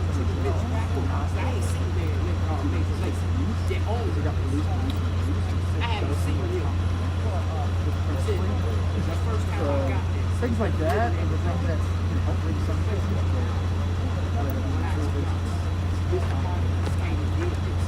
They got a grant. The man that came and said, they asked. And they started. He called the man and said he came to do the job. So hard the guy to do the job. All they did was come and tear it down. I even sent all the pictures to this other lawyer. We're gonna see if we gotta get out of here.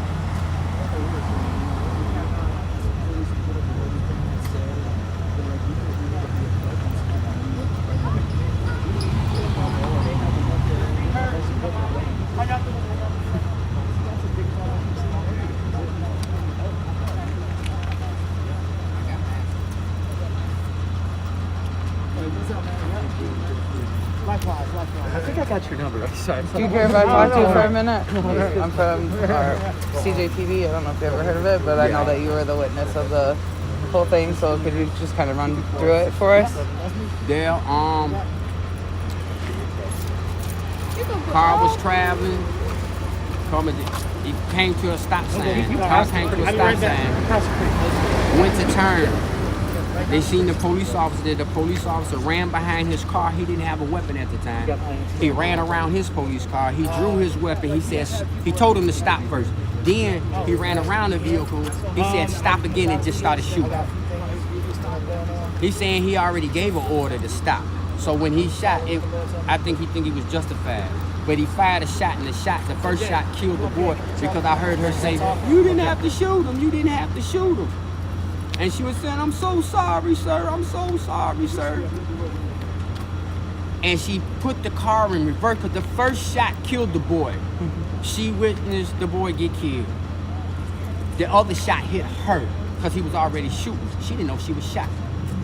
And I guarantee you the girl passed out because she had the car in reverse. When the car started and she had her foot on it, and she had to been awake, that car wouldn't have been spinning like it was. She had her foot on the gas while it was in reverse, and as it was spinning, it went towards the cop. Okay. Had nothing to do with it. The car just swerved towards the cop. The cop didn't move. While it was spinning, he just kept shooting until his whole clip was gone.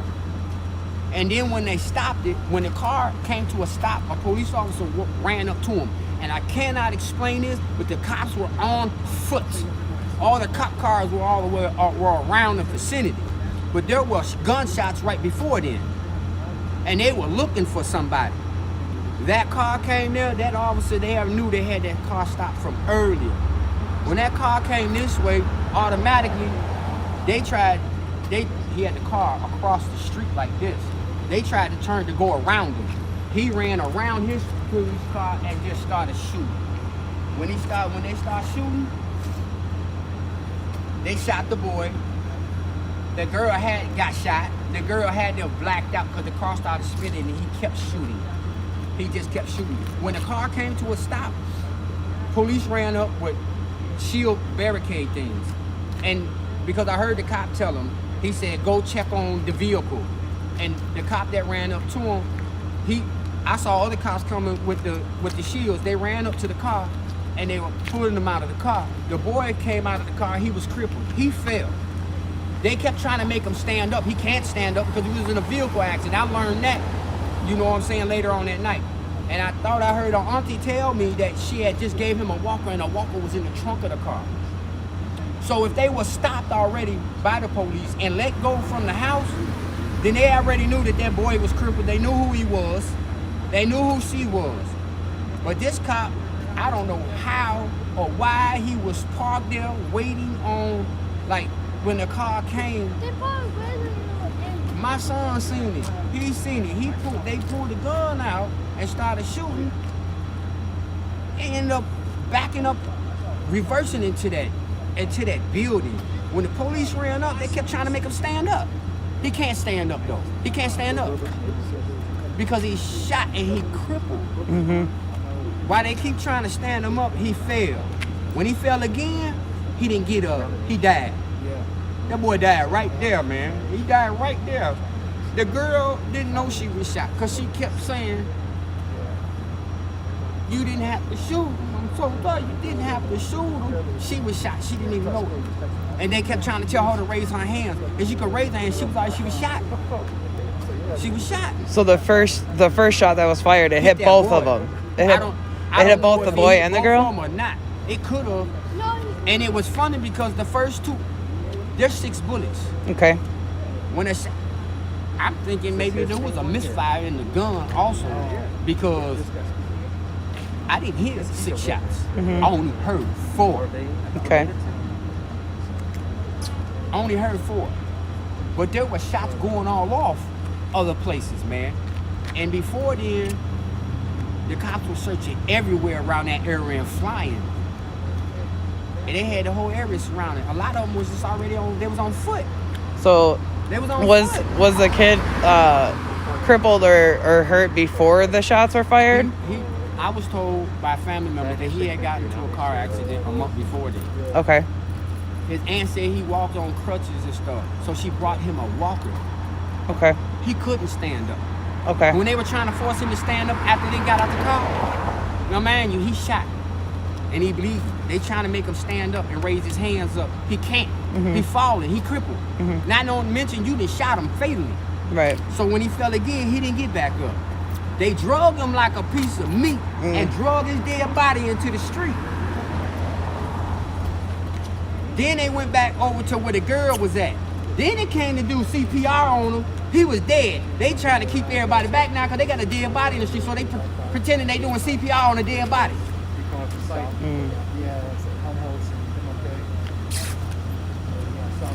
Then they go to the girl. When the ambulance come over to the boy in the street. The boy in the street, I heard the police say he's gone. So they dropped him and went to get the girl to put her in the ambulance. Okay. Probably about, after they took her, maybe 20 minutes later, an ambulance came and it picked up the boy. Okay. He didn't die on the way to no hospital. He was dead on the scene. And everybody seen him carry that boy. He was dead. Matter of fact, they left the boy alone a couple times to go check on the girl. You know what I'm saying? And the girl was more worried about, she didn't even know she was shot. She didn't know she was shot. She was in shock. All she kept saying is, you didn't have to shoot him. You didn't have to shoot him. She didn't realize she was shot. So the convenience store that's right by that intersection that this happened at Helmholtz and Martin Luther. Well, I don't know if it's a convenience store or whatever, that's the mission Wall Street. Okay, they have cameras, right? No, NASCO got the cameras. Okay. That's only gonna show one facing this way. So you on the corner of the building. One face this way, the other one face towards where they crashed. Okay. Where the car went in. It's not gonna show that officer right there. The only camera there is what me, my son, and my wife seen. Okay. Okay. So most of a lot of that probably ain't even gonna get seen because it's showing a Broadway this way. The other camera, it can show where his police car was though. It can show him running around that car when he unloaded on them babies though. That man killed them kids, man. He literally ran up on and then he unloaded. He unloaded the whole thing. Yeah. When you want somebody to stop you, shoot. You didn't already shot the boy, then you shoot again. That's that boy. I don't know if the first one hit him and her, but I know that girl's hands went up and you can hear her pleading.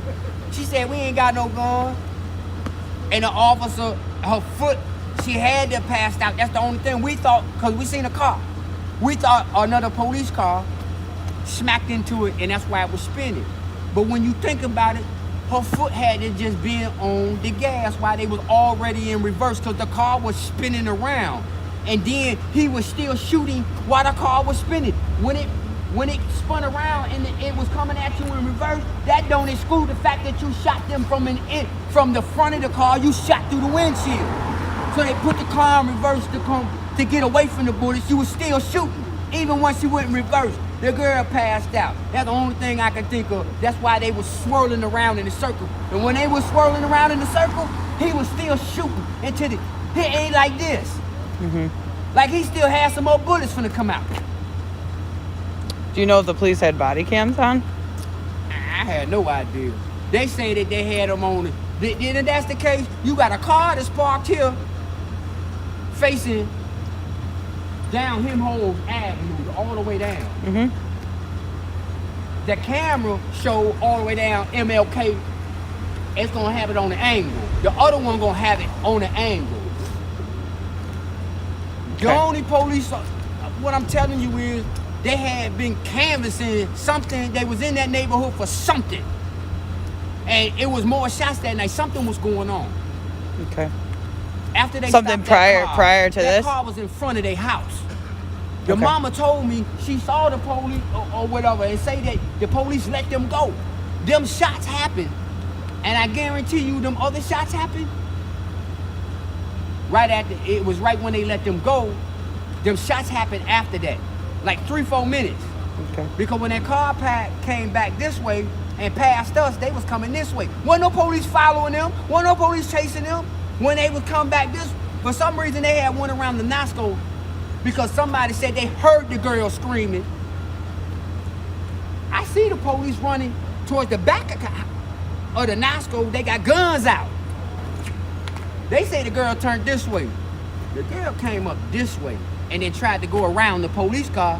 The police yelled, stop. He ran around the police car in front of their car and started shooting.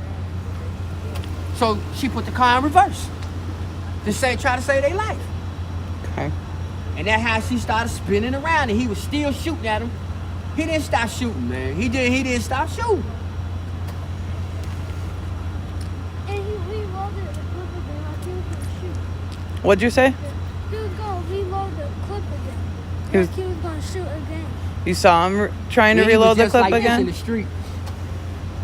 The cop ran past me. There ain't even no police car down there.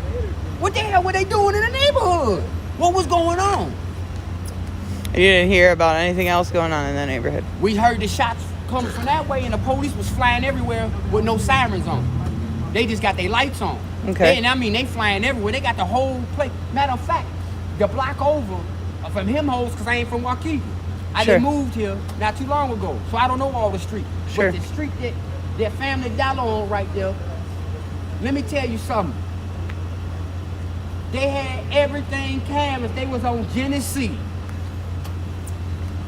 So after they had to let them go or whatever, they already had the street blocked off because the police cars, when we looked down, the police car was already lined up like they had the street blocked off. They had the street blocked off on Genesee. They had the street blocked off.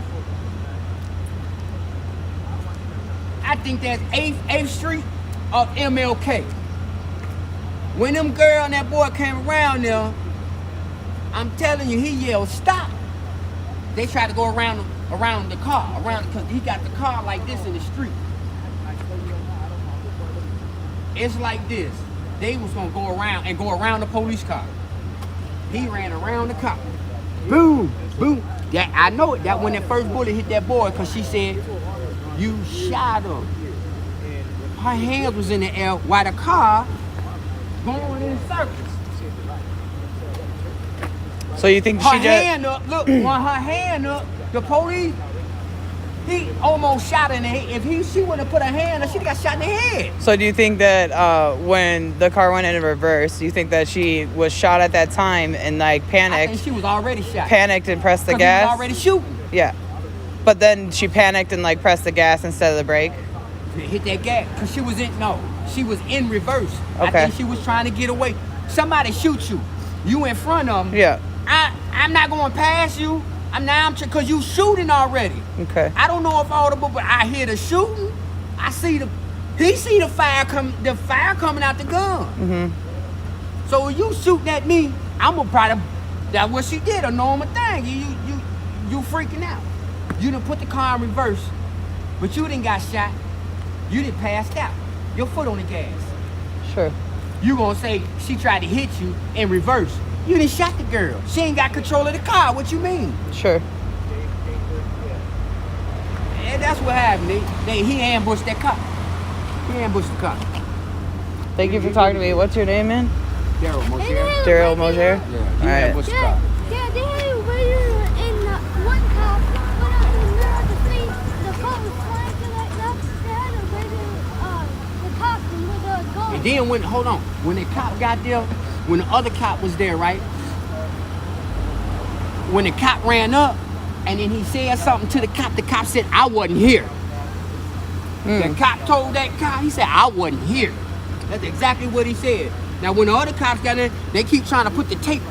They can't get me because I'm at Mary's Mission. I'm on the property inside the fence. So I'm about from here to all the cases at. Where you standing, the case is this far away from me. I'm counting 1, 2, 3, 4. Then on the other side of the sewer, it's 2 more of them. How the bullets get over there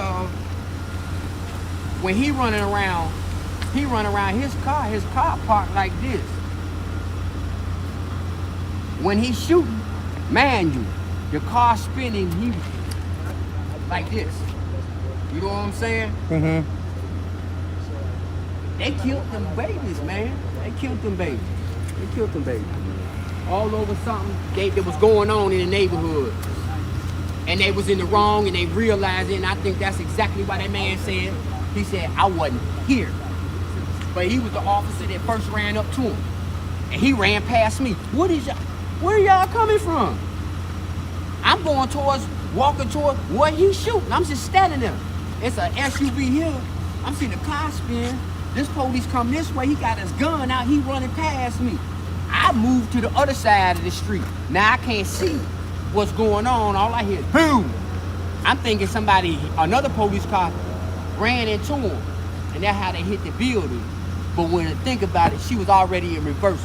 And she must have been passed out because it was revving. Whoa! Already. And hit that building. Unless the dent was already in the car. Well, that dent was in the car, but there's a dent. It's a big old dent on the. That's what I'm questioning. a big old dent on the driver's side, unless they already had an accident and that thing was there. For the way that car was spinning, I'm at a distance. Remind you, I'm about from probably where your news truck at to here when I'm seeing it. You see what I'm saying? The police come, I cross the street because he got a gun. He running toward it. He run past me. There's an SUV here. So it's blocking my view, so I had to get back where I could see him again. Mm-hmm. That time, he's standing over here on the opposite side of the street. The car is backed up that way. He's standing in the intersection and him holes facing the way of the NOSCO. While they inside of the building, the car's up in the air, the back end on top of window ledge. I'm telling you, when that police officer walked up to him, he said, asked was he okay? He said, yeah. He said to secure the vehicle. That when I saw the police running up. But when that policeman ran up to him and he said something to the police officer, the police officer strictly looked and he said, I wasn't here. And he walked off. He walked, I don't know where he went, I don't know where his police car was, but he ran down him hoes past me. Something was going on. Besides that. Point blank. Well, thanks for talking to us. All right, guys. Sorry, CJ's still talking.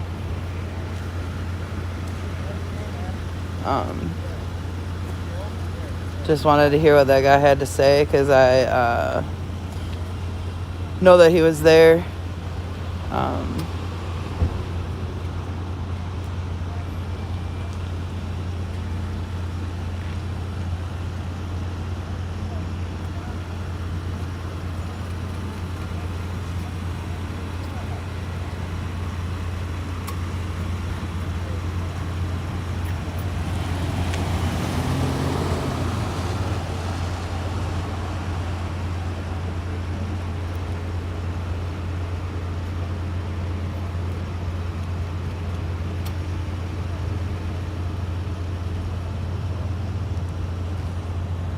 Yeah, I just wanted to give him a chance to say what he saw. And, you know,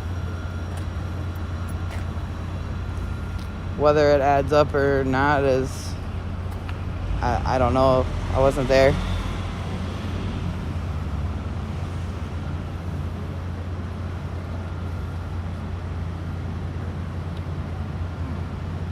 Thanks, guys. For anybody that's tuning in, we're just finishing up in Waukegan, Illinois. There was a protest on here. There was an officer-involved shooting yesterday. So we came down to cover that. Everybody's kind of cleared out now. CJ is having a conversation with some people, so I am just waiting for him, and then decided to interview the witness guy.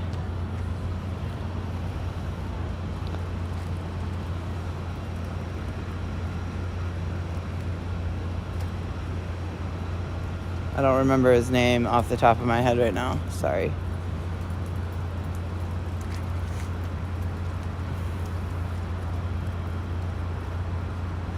I mean, yeah, it's Stefan, yeah. But you got to keep in mind too, guys, that guy, if he, you know, was witness to that, like, it could be very traumatic, to be a witness to something that happens like that. So, remembering bits and pieces as days go by can happen, you know.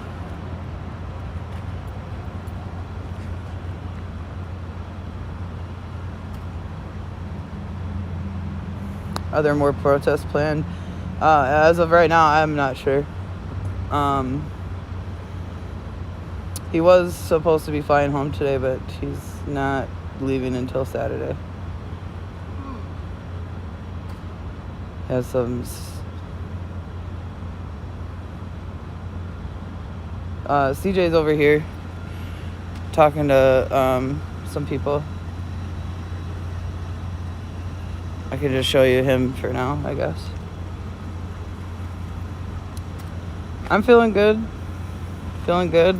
That IV treatment was amazing. So shout out Mod Squad and Snack Squads for setting that up for us.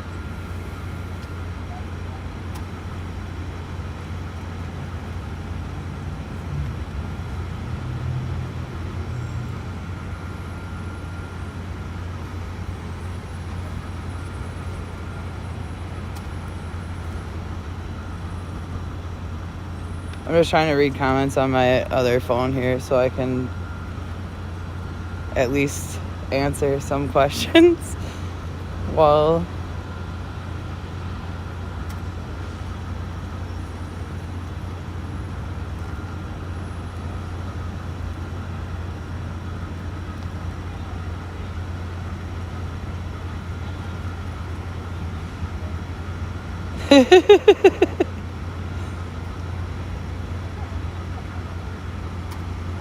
he's been in Kenosha for a while, doing some things that he needed to get done here, and so we heard about what happened yesterday and planned to come down this morning and join the protests and cover it, talk to some people. Cortez was out here, Justin Blake was out here.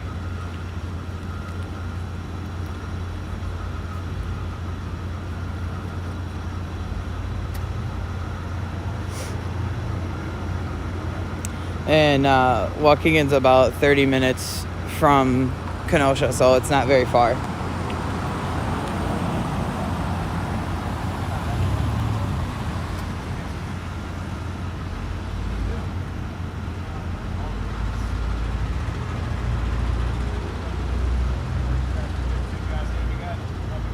Yeah, no problem. All right, guys, here he comes. Hey. Hey. Hey, guys. Sorry about the long break there. We, man, that was... What's that, boss?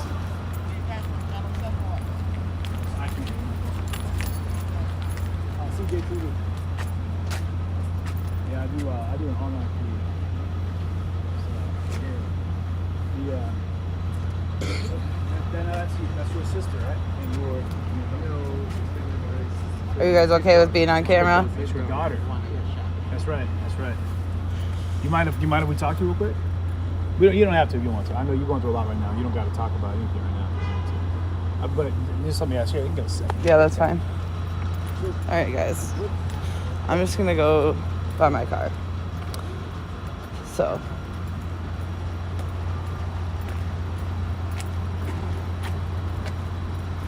Yeah, it is.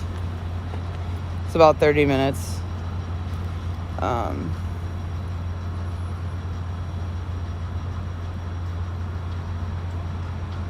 don't know if I should flip the camera around or not, but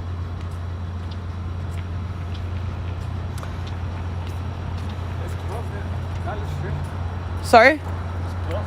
Oh, I'm not sure. I'm not from here. I don't know. Yeah, I'm not sure what's going on over there. I have no idea.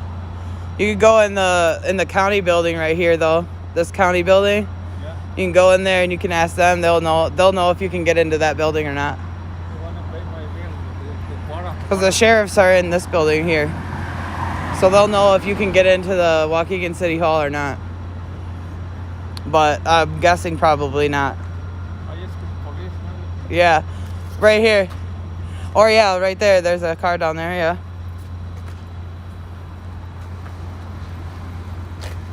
Sorry, guys.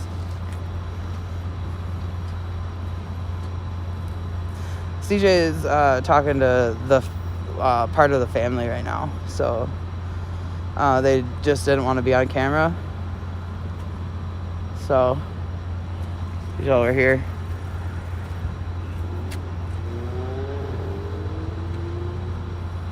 Yeah, I figured it was closed. They have it all blocked off. You can see the gate all the way around.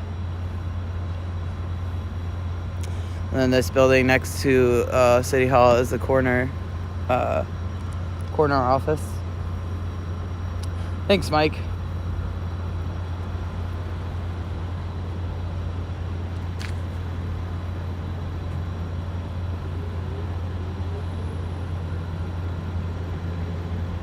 It is very quiet. Everybody has left from the area. I think we're one of the last people here, except for ABC7 band down there.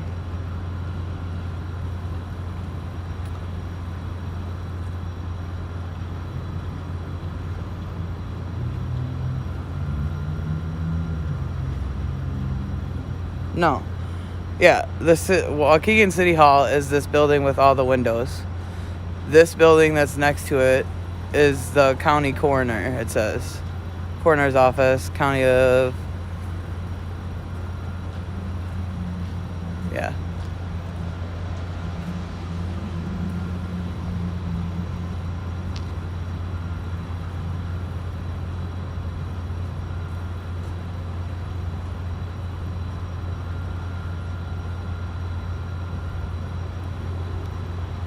No, I am personally not from Illinois. I'm from Kenosha, Wisconsin, born and raised.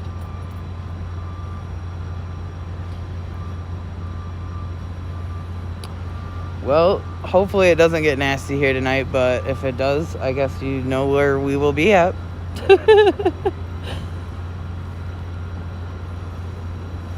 City Hall is probably closed because they knew about this protest happening last night. So they announced it last night that they were going to be marching.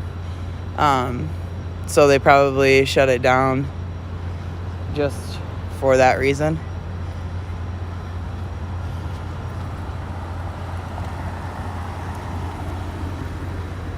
Yeah, it is kind of cool shaped building.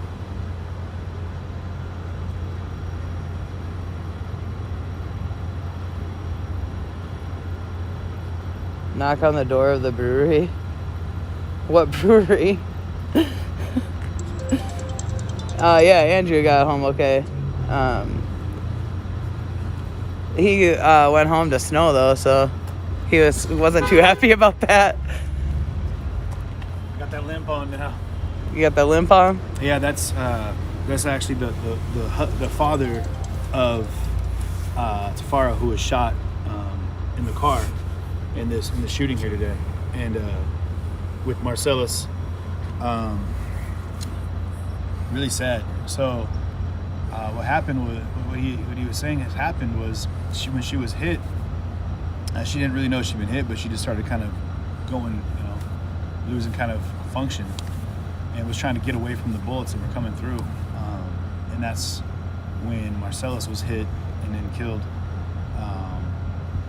I mean, there's the blessing in this is that they have a baby, and they didn't have the baby in the car, and they said normally they would have their child with them, or they would have her baby in the car with them, and just lucky that the baby was in the car, and so they had issues based off what her father said with that officer before. So again, the facts will come out when the body cam footage and the dash cam footage and the CCTV from the local business there is released, and we'll get a full accounting on that story. It is sad though, and one of the things that you hear now more than ever is that they're pushing for the focus for the police at all costs to be the preservation of human life. And I know where the argument's going to come in is their life is included in that self-preservation. But there is, I mean, we gotta take into consideration the fact that a gun is a deadly weapon, and when you're armored up and you have the ability to move around, maybe avoid a situation. I don't know. In my mind, I'm thinking of something as I'm talking to you guys, and what I'm thinking about is there's a video that I saw recently of an officer who had stopped a kid. They chased a kid down on a jogging trail, basically, and the kid was distressed, and he's standing there, and you can't tell, but he had a knife in his hand, and the officer was kind of told him, he's like, man, we could run all day. I run all the time. You're not going to get away from me. So he said, I'm going to go ahead and have you put your hands behind your back. I'm going to search you. and the kid reached over and stabbed the officer in the neck, and then took off running again. And the officer chased him down and pulled his gun, pulled his taser, pulled his gun, pulled his taser. And he ended up pulling his taser and tasing the kid, putting him down. And then when the other teams caught up, they put him in and they detained him. But even in that situation, it showed an amazing amount of restraint to not pull a trigger and shoot the kid. But who knows what you would do in those situations? Like for me, I've been stabbed in a situation, and luckily I didn't know I had been stabbed until after this whole altercation had taken place, and I see the handle of a steak knife hanging out of my stomach, and I would have to wonder what would happen if I'd have known I was being attacked by a knife and I had a gun. But then there's so many different levels of that. Like when do you dictate when you're in duress for your life? And I know these things are going to come up a lot in the Rittenhouse case and so many other officer-involved shootings that have happened around the country. So I don't know. Go back to the tape, guys. That's all I ask, and formulate those thoughts on your own. Don't be told what the reality of a situation is. Just because someone tells you it's fact doesn't mean it's 100%, and just because you've heard something doesn't mean it's the truth. And so that's why I encourage all the people that are out here doing these live streams, that are out, capturing things in the full entirety of the event. You can see it from beginning to end as best you can, and formulate your own opinions. But I'm going to reiterate what I said before the conversation I had with the family in the van. Some of the voices that really struck out were the words from some of these voices was that nonviolent protesting and is being encouraged on all the levels, and the people with BLM here were motioning in that direction as well, saying that we don't need to destroy cities, we don't need to go out with acts of violence and looting and rioting. Like that's not helping the agenda. That's not solving anything. It's just causing more issues and it's causing more problems. So moving forward, and I wholeheartedly believe that we have to understand that we can't use hate to stall hate. We can't use violence to end violence. We got to find a way to peacefully and harmoniously work together to make some changes that are needed. So that's about as far as I need to go with it today, guys. We're gonna cut out. Again, we're in Waukegan, Illinois. We finally made it to Illinois this time, contrary to my thoughts when we were in Racine, which is not Illinois, guys. That was a geography test for you. In the background here, which is almost an all too somber and appropriate backdrop for the end of this march, is the county coroner, and then beyond that is City Hall. So the Waukegan City Hall. This was all the end of a march that started at the scene, or the center of the shooting, where the shooting took place here in Waukegan just the other day. On Helmholtz and Martin Luther King Jr. Drive. There they go. And we saw a lot of familiar faces out here from the march the other day. Got to see Cortez Rice, a man on a mission. His 50 and 50 is going to be great, so stay tuned for that. He dropped his info. I'll post that in the link as well. Big shout out Tez for getting out there and working hard to raise some awareness. You got Frank Nitty, who also made a big march. He's out in Portland right now, pushing for the same thing, trying to unify people and push for the equality that's needed, and doing it in a way that will elicit a peaceful resolve for a situation that's brought about so much violence at the hands of violence. So we're gonna wrap for now, guys. Let y'all know that I appreciate you for tuning in today. I know we weren't maybe not expecting it, but I know a lot of people hit us up about Waukegan, and I'm glad we were able to get out here today. Unfortunately, I forgot we have like 5 dozen donuts I brought for everybody. But so if y'all are watching and you happen to be sitting in the car around us right now and you want a donut, stop by. But we're right in front of Lincoln Park over here, or Lincoln Plaza, sorry. Again, thanks guys for tuning in today on all the platforms, on YouTube if you're watching from there. Thanks for tuning in there. You probably got us on a TV pulled up, which is nice. You can kind of blow it up on the big screen and deal with my already fat face. Twitch, I know we had kind of a mistitle for the video.